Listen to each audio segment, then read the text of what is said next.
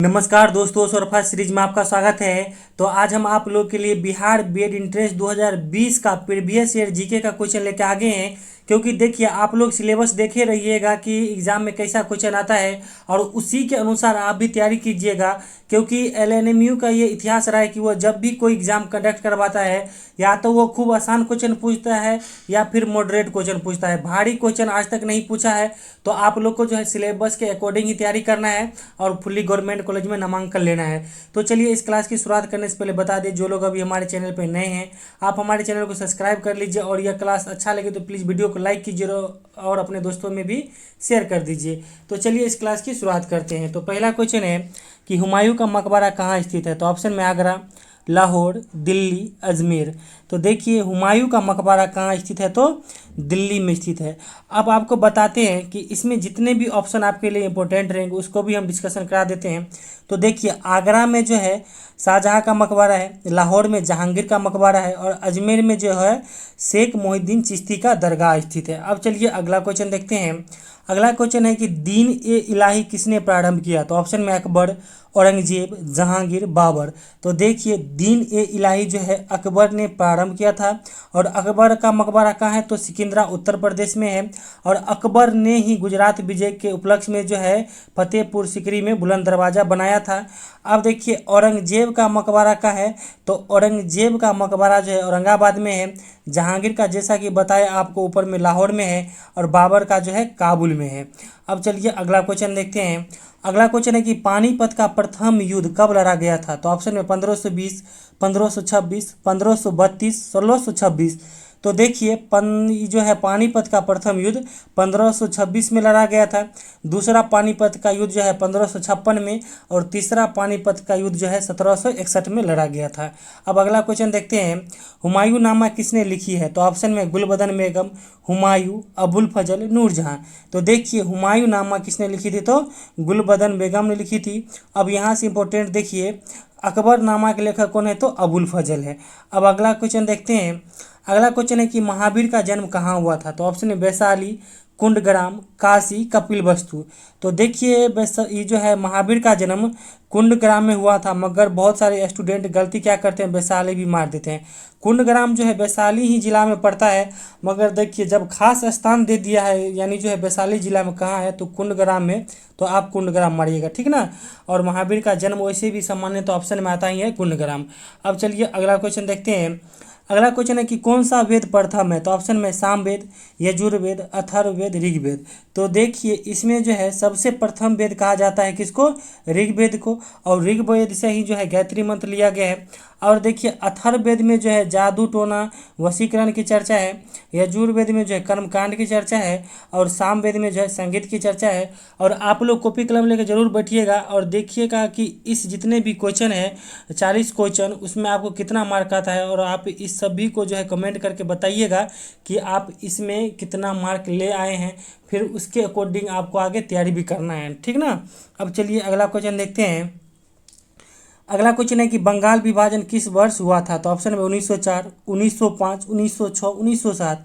तो देखिए, बंगाल विभाजन जो है 1905 में हुआ था और बंगाल विभाजन के विरोध में ही उसी समय जब 1905 में ही स्वदेशी आंदोलन शुरू किया गया था। और यह पहला आंदोलन था भारत में ऐसा जिसमें महिलाओं ने भी अपना भागीदारी दिखाया था। अब यहाँ से इंपॉर्टेंट और देख लीजिए, 1907 में जो है कांग्रेस का विभाजन हुआ था गर्म दल और नरम दल में। अब चलिए अगला क्वेश्चन देख लेते हैं। और देखिए, इसमें और एक चीज़ और देख लीजिए, 1906 में जो है आगा खां के नेतृत्व में जो है ढाका में मुस्लिम लीग की स्थापना भी हुआ था। अब चलिए अगला क्वेश्चन देखते हैं। अगला क्वेश्चन है कि चंपारण आंदोलन किसने प्रारंभ किया था। तो ऑप्शन में महात्मा गांधी, मदन मोहन मालवीय, गोखले, राजेंद्र प्रसाद। तो देखिए, चंपारण आंदोलन जो है महात्मा गांधी ने शुरू किया था। महात्मा गांधी जो है लखनऊ अधिवेशन में आए थे 1916 में। उसी समय जो है राजकुमार शुक्ल जी बिहार के अपने, इनसे वहाँ मिले थे और चंपारण के किसान का दुर्दशा उनको बताए। तो इसलिए उन्होंने सबसे पहला जो है आंदोलन अपने बिहार के धरती से ही आके शुरू किए थे। अब चलिए अगला क्वेश्चन देखते हैं। अगला क्वेश्चन है कि भारतीय राष्ट्रीय कांग्रेस की स्थापना किस वर्ष हुई थी। तो ऑप्शन में 1880, 1884, 1885, 1890। तो देखिए, भारतीय राष्ट्रीय कांग्रेस की स्थापना जो है 1885 में हुआ था और इसकी स्थापना किसने किया था, तो ए ओ ह्यूम ने किया था। अब चलिए अगला क्वेश्चन देखते हैं। अगला क्वेश्चन है कि गीतांजलि की रचना किसने की थी? तो ऑप्शन में रविंद्रनाथ टैगोर, महात्मा गांधी, महादेवी वर्मा, श्री अरविंद घोष। तो देखिए गीतांजलि के लेखक कौन है? तो रविंद्रनाथ टैगोर हैं।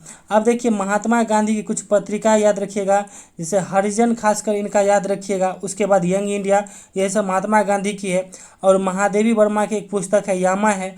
और देखिए अरविंद घोष जो है आपको पहले जो है जब 1907 में आपको कांग्रेस गरम दल और नरम दल में विभाजन हुआ था तो यह गरम दल के नेता थे, मगर बाद में इन्होंने जो है शांति का स्वरूप अपनाते हुए ये नेतागिरी को छोड़ के कहाँ चले गए? तो आपको कन्याकुमारी चले गए थे। अब अगला क्वेश्चन है कि बिहार के मुख्यमंत्री कौन है? तो ऑप्शन में नीतीश कुमार, अर्जुन मुंडा, सुशील मोदी, लालू यादव।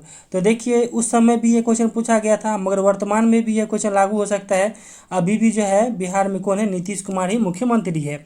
अब अगला क्वेश्चन है कि मिजोरम की राजधानी कौन है? तो ऑप्शन में गंगटोक, आइजोल, गुवाहाटी, इम्फाल। तो देखिए मिजोरम की राजधानी कौन है? तो मिजोरम की राजधानी जो है आइजोल है, ठीक ना। और देखिए सिक्किम की राजधानी कौन है? तो गंगटोक है। और असम की राजधानी कौन है? तो गुवाहाटी है। और मणिपुर की राजधानी कौन है? तो इम्फाल है। अब चलिए अगला क्वेश्चन देखते हैं। अगला क्वेश्चन है कि उत्तर प्रदेश की राजधानी कहाँ है? तो ऑप्शन में लखनऊ, आगरा, पटना, वाराणसी। तो देखिए उत्तर प्रदेश की राजधानी कौन है? तो लखनऊ है। और देखिए हमारी बहुत सारी बहन सब क्या कर रही थी सर, मतलब कमेंट करके या फिर कॉन्टैक्ट में मैसेज करके कि इतना आसान क्वेश्चन आता है सिलेबस। देखिए आप एलएनएमयू का चाहे 2020 का देखिए, 2021 का देखिए, 2021 में थोड़ा मॉडरेट कर दिया है मगर भारी क्वेश्चन नहीं पूछा था। तो इसीलिए आप लोग ये नहीं कि आसान क्वेश्चन को छोड़ सकते हैं, क्योंकि क्या होता है ना एग्जाम में कि आसान क्वेश्चन सभी स्टूडेंट बनाते हैं।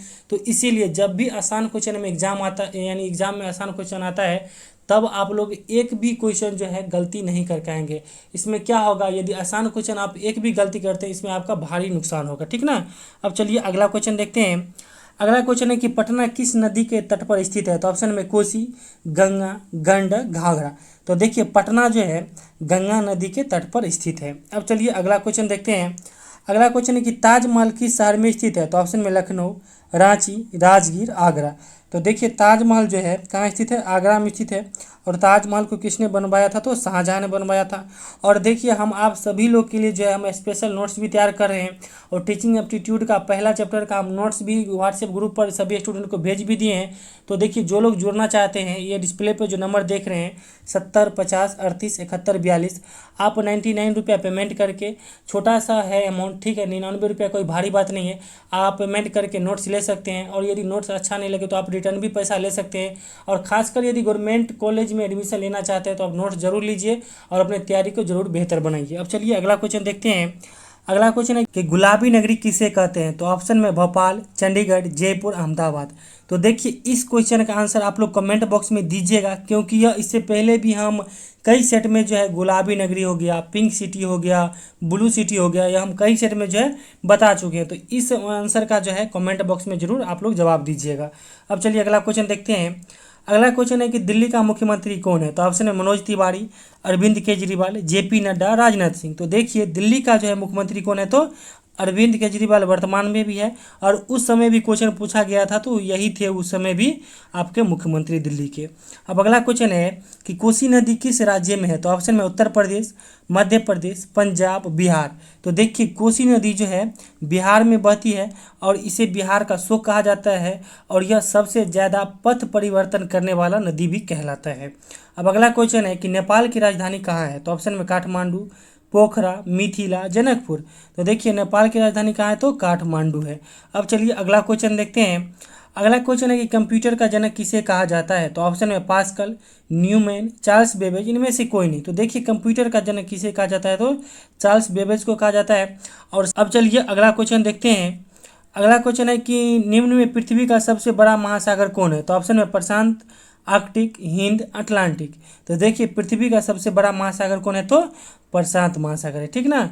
और देखिए पर ये जो है आपको महासागर पृथ्वी के लगभग 70.26% यानी आप लोग 71 कहते हैं या कहीं 70 भी रहता है तो आप 70% मान के चलिए, यानी पृथ्वी का जो है 2/3 भाग पे ये स्थित है महासागर। अब अगला क्वेश्चन है कि ओजोन परत क्षरण के जिम्मेदार कौन कौन गैस है? तो ऑप्शन में sulphur dioxide, carbon dioxide, chlorofluorocarbon, oxygen.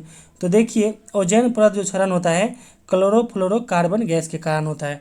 और आप लोग देखिए कि कितना आसान क्वेश्चन पूछा गया था 2020 में, फिर आपको अगले दिन जो है हम 2021 का भी करा देंगे, ठीक ना।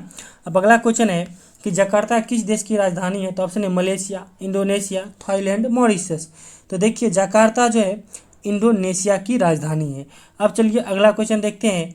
अगला क्वेश्चन है कि भारत के पश्चिम में कौन सा समुद्र स्थित है? तो ऑप्शन में अरब सागर, बंगाल की खाड़ी, हिंद महासागर, कोई नहीं। तो देखिए भारत के पश्चिम में बात की जाए तो देखिए भारत के समुद्र तट ऐसे लगता है, आप ऐसे गौर कीजिएगा, ऐसे है। तो इधर देखिए जब पश्चिम की बात की जाए, ये पश्चिम भाग हो गया, ये पूर्वी भाग हो गया, और ये जो है दक्षिण का भाग हो गया। तो देखिए जब पश्चिम भाग की कहा जाए तो इधर अरब सागर है और इधर हिंद महासागर है, ये आपको दक्षिण में, और जो है पूर्व में जो है बंगाल की खाड़ी स्थित है। तो इसका सही उत्तर क्या हो जाएगा? तो पश्चिम में कौन सा समुद्र स्थित है? तो पश्चिम में आपको अरब सागर स्थित है। अब चलिए अगला क्वेश्चन देखते हैं। अगला क्वेश्चन है कि भारत के वर्तमान रक्षा मंत्री कौन है? तो ऑप्शन में राजनाथ सिंह, अमित शाह, वीके सिंह, रविशंकर प्रसाद। तो देखिए भारत के जो है वर्तमान में रक्षा मंत्री कौन है? तो राजनाथ सिंह है, और उस समय भी राजनाथ सिंह ही थे। अब अगला क्वेश्चन है कि आरटीई यानी राइट टू एडुकेशन एक्ट जो है 2009 किस वर्ष से लागू किया गया?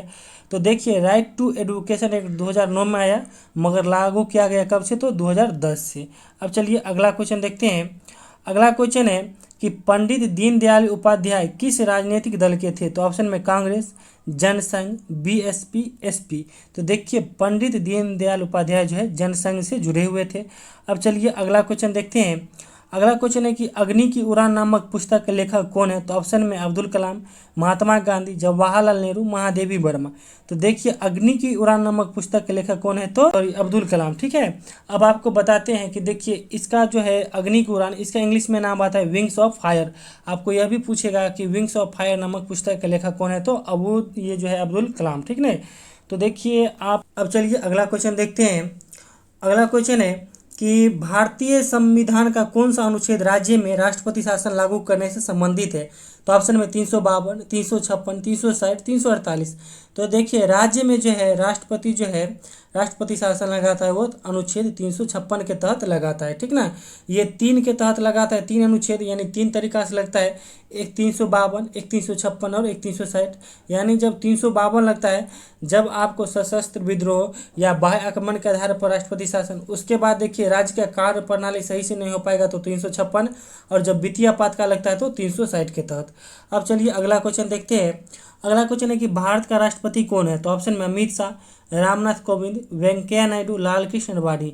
तो देखिए भारत के राष्ट्रपति कौन है? तो रामनाथ कोविंद है, और 2020 में भी यही थे और वर्तमान में भी यही है, यानी रामनाथ कोविंद ही हैं। अब अगला क्वेश्चन है कि कौन सा उपकरण भूकंप मापन करता है? तो ऑप्शन में सिस्मोग्राफ, बैरोमीटर, मोनोमीटर, एमीटर। तो देखिए भूकंप का मापन कौन करता है? तो सिस्मोग्राफ करता है। वायु दाब का मापन कौन करता है? बैरोमीटर। और देखिए किसी चीज़ के अंदर, जैसे मान लीजिए टायर के अंदर अगर वायु दाब को मापना हो तो मोनोमीटर का प्रयोग करते हैं। और अमीटर का प्रयोग किस लिए करते हैं? तो विद्युत धारा को मापने के लिए। अब चलिए अगला क्वेश्चन है कि पृथ्वी के जैव मंडल में डॉट डॉट सम्मिलित होता है। तो ऑप्शन में वायुमंडल, ये जो है जल मंडल, स्थल मंडल, उपयुक्त सभी। तो देखिए पृथ्वी को जो है जैव मंडल में ये सभी यानी उपयुक्त सभी, जैव मंडल यानी वायुमंडल, जल मंडल और स्थल मंडल सभी शामिल हैं। अब चलिए अगला क्वेश्चन देखते हैं। अगला क्वेश्चन है कि पृथ्वी पर किसी स्थान को डॉट डॉट के सहयोग से दर्शा सकते हैं। तो ऑप्शन में है, देखिए ये टाइपिंग मिस्टेक है, अक्षांश होगा, ये देशांतर है, और सी में है दोनों ए और बी। तो इसका सही उत्तर हो जाएगा दोनों ए और बी, यानी आप पृथ्वी पर किसी स्थान को अक्षांश और देशांतर दोनों से दिखा सकते हैं। अब अगला क्वेश्चन है कि बिहार की राज्यपाल कौन है? तो ऑप्शन नीतीश कुमार, फागू चौहान, रामनाथ आनंदीबेन पटेल। तो देखिए बिहार के राज्यपाल कौन है? तो वर्तमान में भी फागू चौहान है और 2020 में भी यही थे। अब अगला क्वेश्चन है कि भीमराव अंबेडकर का जन्म किस राज्य में हुआ था? तो ऑप्शन है मध्य प्रदेश, महाराष्ट्र, बिहार, झारखंड। तो देखिए भीमराव अंबेडकर का जो है जन्म मध्य प्रदेश के मऊ में हुआ था, ठीक ना। अब अगला क्वेश्चन है कि मायोपिया आँख तो मेंजेनाइटिस। तो देखिए जैसे इसमें दिया हुआ ये जीके का क्वेश्चन मायोपिया आँख से संबंधित है, वैसे ही मेनिंजाइटिस जो है मस्तिष्क से संबंधित है, ठीक ना। अब आपको बता देते हैं कि 36 ही क्वेश्चन हम टाइप कर पाए थे, ठीक है, 4 क्वेश्चन नहीं कर पाए थे। तो आप लोग को यह क्लास कैसा लगा हो, देखिए हम सही से उतना हम आपको सभी ऑप्शन का डिस्कशन नहीं कर पाए, क्योंकि हम अपने अनुसार इसमें तो ऑप्शन सेट नहीं किए हैं। ये तो जैसा आपको एग्ज़ाम में था वैसा सेट किए, यानी टाइपिंग कर दिए थे, तो इसीलिए ऐसा डिस्कशन था।